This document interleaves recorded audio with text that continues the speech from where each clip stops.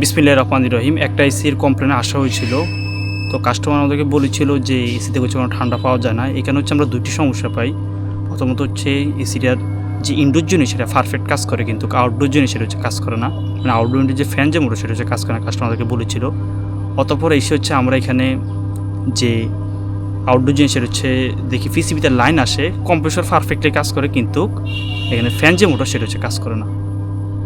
তো এখানে হচ্ছে আমরা আরেকটা সমস্যা পাই, এসিতে হচ্ছে একবারের জন্য গ্যাস নেই, এটা হচ্ছে গ্যাস হচ্ছে লিকেজ হচ্ছে চলে গিয়েছে এসিটার, এবং ফ্যান যে মোটর সেটা হচ্ছে কাজ করে না। অথবা হচ্ছে আমরা এখানে ফাঁকার যে ক্যাপাসিটর দিয়ে হচ্ছে আলাদাভাবে হচ্ছে ফ্যান যেটি সেটা হচ্ছে চালায়, পারফেক্টলি হচ্ছে এটি কাজ করছে, কিন্তু পিসিবি থেকে যদি আমরা লাইন দিই তাহলে হচ্ছে এটি কোনো কাজ করে না। তারপর এটা চেক করার জন্য আমরা সরাসরি আমাদের কাছে এক্সট্রা একটা ফ্যান মোটর ছিল, সেটাও লাগাই দেখি, কোনো আউটপুট নেই। তার মানে ফাইনালি এটার আউটডোর যে পিসিবি এটার সমস্যা, ফ্যান যে মোটর এটা পারফেক্টলি হচ্ছে কাজ করছে।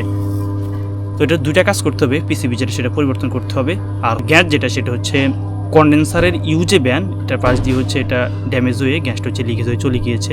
তো কাস্টমার হচ্ছে কোফাল ভালো যে ওয়ারেন্টি পিরিয়ড আছে প্রায় শেষের দিকে, এগুলো হচ্ছে ফ্রিতে পাবে। ধন্যবাদ।